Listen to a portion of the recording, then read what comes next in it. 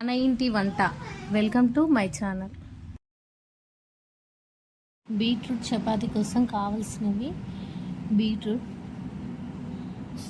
Oil, గోధుమ పిండి.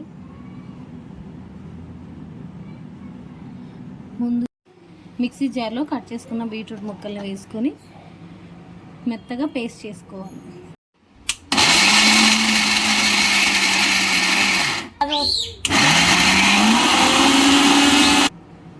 మెత్తగా మిక్సీ పట్టుకున్న బీట్రూట్ ఒక గిన్నెలో గోధుమ పిండి వేసుకుందాం.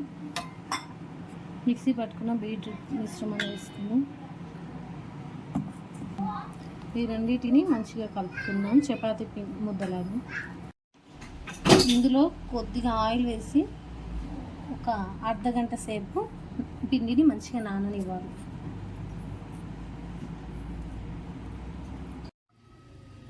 చపాతీని రెడీ చేసుకుందాం.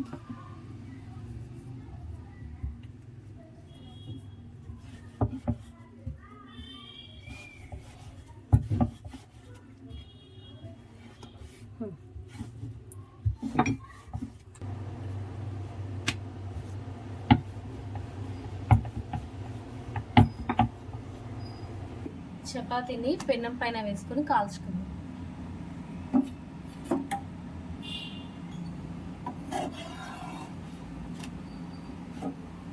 కాస్త ఆయిల్ వేసి కాల్చుకోవాలి.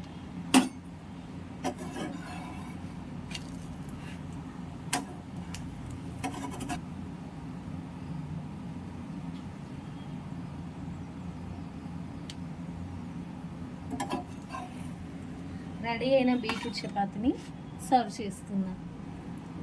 బీట్రూట్ చపాతీ రెడీ అయిపోయింది. అన్నిటినీ ఇలాగే కాల్చుకోవాలి.